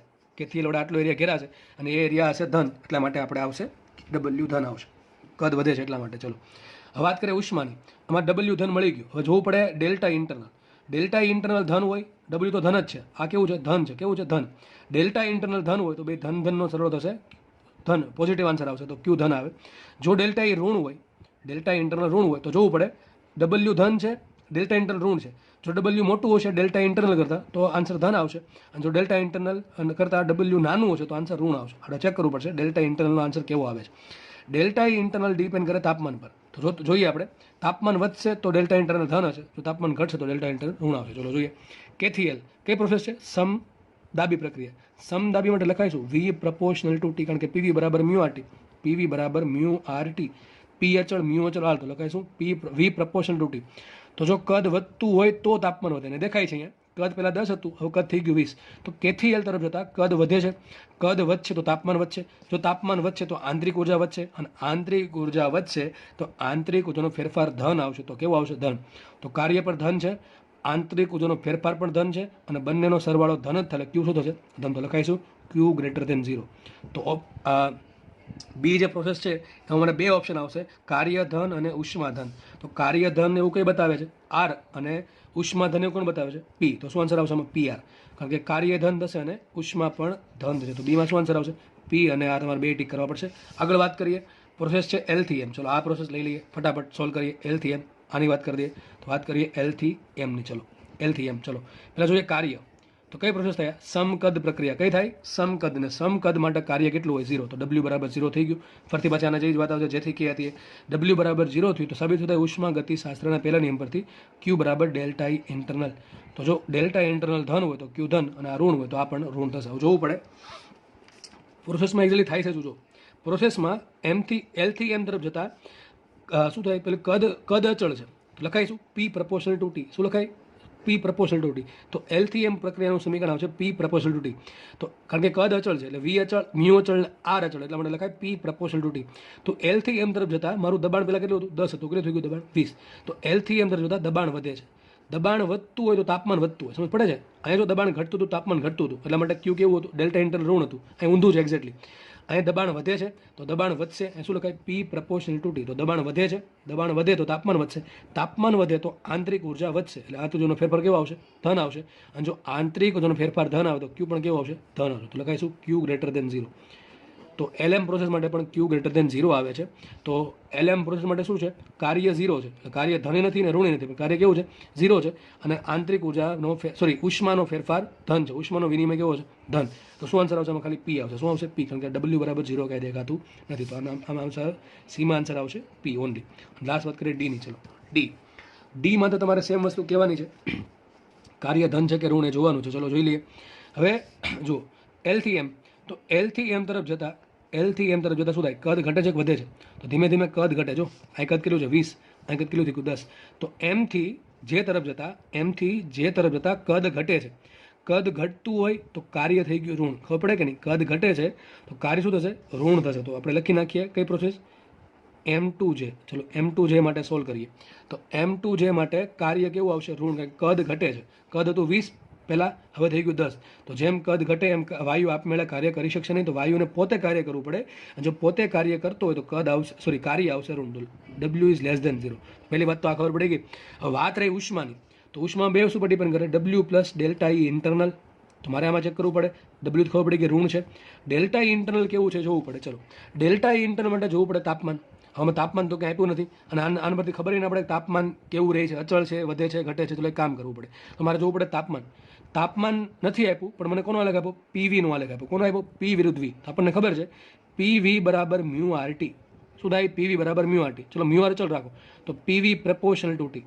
જો શું સાબિત થયું, તો પીવી પ્રપોર્શનલ ટુ ટી. વ્યવસ્થિત સમજો આ વાત, બહુ સારી વાત કરું છું, બહુ મહત્વની વાત કરું છું, વ્યવસ્થિત સમજો. મને પી વિરુદ્ધ વીનો આલેખ આપ્યો છે, તાપમાન નથી આપ્યો. મારે તાપમાનનો ખ્યાલ લેવો છે કે તાપમાન ક્યાં વધારે છે, ઓછું છે કે સરખું છે. તો ચલો તાપમાન નથી આપ્યું તો મને પીવી બરાબર શું હોય, mu R T. Mu R અચળ તો લખાઈશું પીવી પ્રપોર્શનલ ટુ ટી.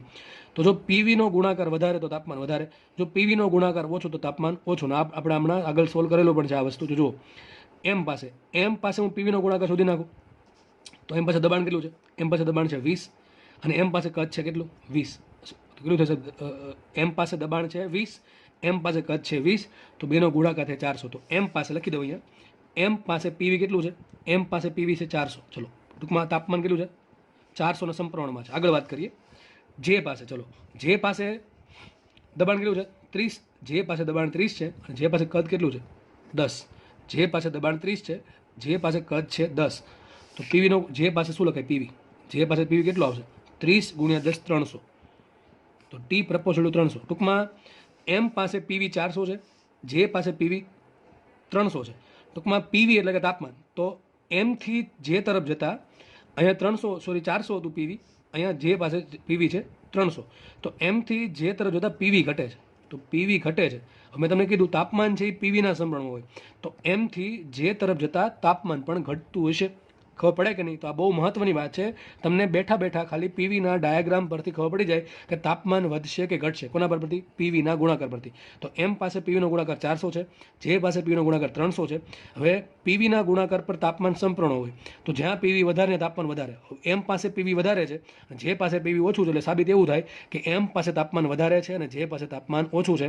તો એમથી જે તરફ જઈશ અને તાપમાન ઘટશે. તો એમથી જે તરફ જતાં તાપમાન ઘટે છે, તાપમાન ઘટશે તો આંતરિક ઉર્જા પણ ઘટશે અને જો આંતરિક ઉર્જા ઘટતી હોય તો આંતરિક ઉર્જાનો ફેરફાર પણ કેવો આવશે, ઋણ આવશે. તો જુઓ એમથી જે પ્રક્રિયામાં કદ ઘટતું હતું એટલે કાર્ય એવું ઋણ. હવે ક્યુ બરાબર શું હોય, ડબલ્યુ પ્લસ ડેલ્ટા ઇન્ટરનલ. હમણાં સાબિત કર્યું આપણે કે એમથી જે તરફ જતા તાપમાન એટલે કે પીવીનો ગુણાકાર ઘટે છે એટલે તાપમાન ઘટે છે અને તાપમાન ઘટતું હોવાથી આંતરિક ઉર્જા પણ ઘટશે.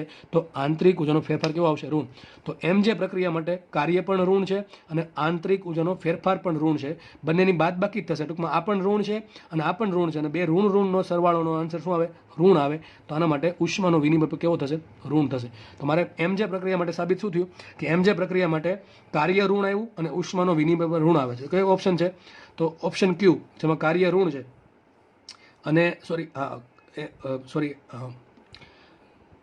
ઓપ્શન ક્યુ કે જેમાં કાર્ય ઋણ છે અને ઓપ્શન એસ કે જેમાં ઉષ્મા પણ ઋણ છે. તો શું આવશે, ક્યુ એસ. તો આન્સર આવશે ડીમાં ક્યુ અને એસ. તો એક પ્રોસેસ કે જેમાં જેથી કે પ્રક્રિયામાં કાર્ય 0, કે થી એલમાં કદ વધે એટલે કાર્ય ધન, એલ થી એમમાં કદ અચળ એટલે કાર્ય 0 અને એમથી જેમાં કદ ઘટે એટલે કાર્ય ઋણ આવે છે. પછી વાત કરવાની ઉષ્માની. ઉષ્મા ડિપેન્ડ કરે આંતરિક ઉર્જા અને કાર્ય પર. બરાબર છે. તેના આપણે આ દાખલો સોલ્વ કર્યો છે. તો જુઓ અહીંયા શું આન્સર આવશે. એમાં ટીક કરવું પડે તમારે એસ, બીમાં ટીક કરવું પડે પી અને આર બંને, સીમાં ટીક કરવું પડે પી અને ડી બંને, અને પી અને સીમાં ટીક કરવું પડે પી અને ડીમાં ટીક કરવું પડે ક્યુ અને એસ. તો દાખલો અહીંયા સોલ્વ થાય છે. જી 2006 નો દાખલો. તો જુઓ તમે આખો દાખલો કોન્સેપ્ચ્યુઅલ દાખલો હતો. આમાં ક્યાંય પણ ગણતરી આવતી નથી. આ થોડુંક આ જે પીવી વાળી ગણતરી છે એ પણ આપણે મનમાં કરી શકીએ છીએ. તો કોન્સેપ્ચ્યુઅલ દાખલા પૂછાય છે. નેક્સ્ટ દાખલો સોલ્વ કરીએ. આ દાખલો પણ જી 2018નો જી એડવાન્સનો દાખલો છે. ચલો જોઈ લઈએ. ક્વેશ્ચન આવો છે, પ્રક્રિયા 1 2 3 4. તમને પ્રોસેસ આપેલી છે 1 2 3 અને 4 અલગ અલગ છે. 1 2 3 4 માટે જોડકા મેળવો. 4 ઓપ્શન તમને આપ્યા છે જોડકામાં 1 2 3 4. ટૂંકમાં તમારે પહેલાની ઓપ્શન જે પ્રક્રિયા 1 છે એની સામે શું આવે, પ્રક્રિયા 2 સામે શું આવે, 3 સામે શું આવે, આ 4માંથી અને પ્રક્રિયા 4 સામે શું આવે. ચલો 1 બાય 1 સોલ્વ કરશું એટલે આપણને આરામથી દાખલો સોલ્વ થઈ જાય. ચલો જોઈ લઈએ. હવે આલેખ કોનો આપ્યો, પી વિરુદ્ધ વીનો આલેખ કોનો આપ્યો છે, પી વિરુદ્ધ વીનો આલેખ આપ્યો છે. હવે પી વિરુદ્ધ વીના આલેખમાં આપણે જોવાનું છે કે 4000 પ્રોસેસ કઈ કઈ છે. પણ આપણે એક કામ કરીએ, પ્રોસેસ ઓળખાવી દઈએ. તો જુઓ પ્રોસેસ 1ની વાત કરીએ તો જો પહેલાં આપણે એક કામ કરીએ, પહેલાં ઇઝી લઈ લઈએ. આ જે પ્રોસેસ 2 છે એ કઈ પ્રોસેસ છે, સમદાબી. કેવી છે, સમદાબી. હવે આ તો ખબર પડી જ જવી જોઈએ કે સમદાબી છે. તો પ્રોસેસ 2 છે સમદાબી, તો આ પ્રક્રિયા સમદાબી છે. વાત કરીએ પ્રોસેસ 3ની તો તો આ કઈ છે? પી વિરુદ્ધ વિના આલેખ માટે આ પ્રોસેસ થશે સમકદ. ઊભી લાઈને શું થશે? સમકદ. તો પ્રોસેસ 3 છે સમકદ. વાત કરીએ પ્રોસેસ 4 ને પ્રોસેસ 1. તો જો પ્રોસેસ 4 માટે પીવી કેટલા? 3p0 × v0. કેટલો આવશે ગુણાકાર પીવીનો? 3p0 v0. પ્રોસેસ 4 માટે અહીંયા જુઓ, અહીંયા કેટલું છે? 3 કદ કેટલું? 3v0 દબાણ p0. તો અહીંયા પણ પીનો ગુણાકાર કેટલો? 3p0 v0. તો શું કહું છું? પ્રોસેસ 4 આ પ્રમાણે છે. પ્રોસેસ આ પ્રોસેસ છે 4, એના માટે બે જગ્યાએ શું થાય? પીવીનો ગુણાકાર સરખો છે એટલે શું થશે? સમતાપી પ્રક્રિયા. અને તમને યાદ પણ રખેલું છે કે યાદ રાખો કેવું હતું? પીવીનો આલેખ હોય તો આ થશે સમદાબી, આ થાય સમકદ, આ થાય સમતાપી, આ થાય સમોષ્મી. તમને ખબર હશે, બરાબર છે? તેના જેવું જ અહીંયા છે. અને આ પ્રોસેસ અહીંયા પતી ગઈ છે. ચોથી પહેલી જે છે આ પ્રમાણે અહીંયા સુધી જ છે, અહીંયા પતી જાય છે. અમે વધારાને દોર દીધું હતું એટલા માટે આટલું છે કે આ નથી, આટલું જ છે, આટલું. તો પ્રોસેસ 1 આ કઈ થશે? સમોષ્મી. કઈ થાય? સમોષ્મી. પ્રોસેસ 4 કઈ થાય? સમતાપી. પ્રોસેસ 2 થાય સમદાબી અને પ્રોસેસ 3 થાય સમકદ. તો પ્રોસેસ 1 થશે સમોષ્મી અને પ્રોસેસ 4 થશે સમતાપી. આ બધી વસ્તુ આગળ પણ આવી દીધેલી છે. અને પ્રોસેસ 4 માટે તમને પહેલાં પણ કીધું કે બંને જગ્યાએ પીવીનો ગુણાકાર અહીંયા અને અહીંયા બંને જગ્યાએ પીવીનો ગુણાકાર કેવો રહે છે? અચલ રહે છે. ટૂંકમાં પ્રોસેસ 4 થશે સમતાપી. ચલો આપણે આગળ વાત કરીએ. હવે ઓપ્શન શું આવે? ચલો આમાં તો પ્રોસેસ 1 કઈ છે? સમોષ્મી. સમોષ્મી પ્રક્રિયા માટે કાર્ય 0 હોય ને કાર્ય તો 0 નથી. જો પ્રોસેસ આ પ્રમાણે થાય છે, અહીંથી સ્ટાર્ટ કરીને અહીંયા સુધી થાય છે. આમાં તો જો આલેખમાં એટલું ક્ષેત્રફળ ઘેરાય છે તો કાર્ય 0 ન હોય. તાપમાન અચળ ના. સમતાપી સમોષ્મી પ્રક્રિયામાં તાપમાન અચળ હોય નહીં. સમોષ્મી પ્રક્રિયામાં ડેલ્ટા ક્યુ 0. હા સાચી વાત છે. સમોષ્મી પ્રક્રિયામાં ડેલ્ટા ક્યુ શું હોય? 0. તો આમાં શું આવશે? પહેલામાં 3 આવશે. ચલો વાત કરીએ. અને કાર્ય આટલું થશે નહીં, જો એ પણ છેલ્લે ખબર પડી જશે. આમાં બીજી વાત કીધું, 4માંથી દરેકમાં એક આન્સર જ આવે છે. એવું નહીં કે એકમાં એક કરતાં વધારે આન્સર આવે છે. આમાં ચારેયનો એક આન્સર જ આવે છે. ચલો આપણે એટલા માટે આપણે બધામાં એક આન્સર જ સાબિત કરશું. ચલો સમદાબી પ્રક્રિયા. સમદાબી પ્રક્રિયા માટે ફાઇન કરીએ. સમદાબી પ્રક્રિયામાં કાર્ય 0 હોય ના, કાર્ય તો સૌથી વધારે હોય. ચલો કેટલું કાર્ય હોય જોઈ લઈએ આપણે. તો આટલું કાર્ય હશે. ઉપરની પ્રોસેસ નંબર 2 ની વાત થાય છે. તો પ્રોસેસ 2 કઈ છે? સમદાબી. કેટલું કાર્ય થાય? આટલું કાર્ય થાય. કેટલો એરિયા ઘેરાશે? તો આ ઘેરાશે આટલો એરિયા. અને શું બનશે? લંબચોરસ. તો લંબચોરસનો એરિયા શું હોય? તો લંબચોરસનો એરિયા થશે લંબાઈ ગુણ્યા પહોળાઈ. ચલો તો વાત કરીએ કાર્યની. કઈ પ્રક્રિયા માટે? સમદાબી માટે. તો સમદાબી માટે કાર્ય શું થાય? તો આ લંબચોરસનો એરિયા. આ સમદાબી પ્રોસેસ છે 2, એના વડે આટલું ક્ષેત્રફળ ઘેરાય છે. તો આનો આપણે એરિયા શોધીએ. તો લંબચોરસનો એરિયા શું થાય? લંબાઈ ગુણ્યા પહોળાઈ. અહીં કદ કેટલું? v0. અહીં કદ કેટલું? 3v0. તો કદ વધે કેટલું? 2v0. તો શું આવશે? લંબાઈ 2v0 ઇન્ટુ પહોળાઈ. અહીંયા પ્રેશર કેટલું? 0. અહીં પ્રેશર કેટલું? 3p0. તો શું આવશે? ઇન્ટુ પહોળાઈ આવશે 3p0. તો કુલ કેટલું કાર્ય થાય? 6p0 v0. એટલે શું થાય? 6v0 p0. તો ઓપ્શન 4 જો શું કહે છે? કાર્ય 6pv0. આ તો કોને લાગુ પડ્યા? પ્રોસેસ નંબર 2 ને. તો અહીંયા આવશે ઓપ્શન નંબર 4. ઓકે ચલો સમકદ પ્રક્રિયા. સમકદ પ્રક્રિયા થઈ ગયા. એના માટે કાર્ય કેટલું હોય? 0. તો આમાં લાગુ પડશે ઓપ્શન નંબર 1. અને પ્રોસેસ 4 કઈ છે? પ્રોસેસ 4 છે સમતાપી પ્રક્રિયા. અને એના માટે શું હોય? તાપમાન અચળ. તો દાખલો એકદમ ઇઝી દાખલો હતો. ખાલી તમારે 4 પ્રોસેસ કઈ કઈ છે એ ઓળખાવી અને આ ઓપ્શન ટીક કરવાના હતા. જોડકા જોડવાના ટૂંકમાં હતા. તો શું આવે? પહેલામાં ત્રીજું, બીજામાં ચોથું, ત્રીજી પ્રોસેસ માટે પહેલું અને ચોથી પ્રોસેસ માટે બીજું. તો જે ઓપ્શનમાં આ પ્રમાણે જોડકા જોડેલા હોય એ તમારો સાચો ઓપ્શન થશે. આ દાખલો જી એડવાન્સ 2018નો હતો. આપણે એકદમ ઇઝી રીતે દાખલો સોલ્વ કરેલો છે. બરાબર છે? તો લેક્ચર આઈ થિંક આટલો રાખીએ. આપણે 1 કલાકનો લેક્ચર છે. બરાબર છે? નેક્સ્ટ લેક્ચરમાં પણ તમને થોડાક જી એડવાન્સના દાખલા હું સોલ્વ કરાવીશ. તો આ લગભગ 1 થી 2 લેક્ચર લેશે એટલે આપણે જી એડવાન્સના દાખલા સોલ્વ કરી લેશું. બરાબર છે? ચલો thank you so much. Lecture જુઓ અને તમારા વિદ્યાર્થી મિત્રો જોડે પણ, બીજા જે ફ્રેન્ડ હોય એની જોડે પણ લેક્ચર શેર કરવો. લેક્ચરને લાઇક, શેર અને સબસ્ક્રાઈબ ચેનલ જરૂર કરવી. Thank you so much.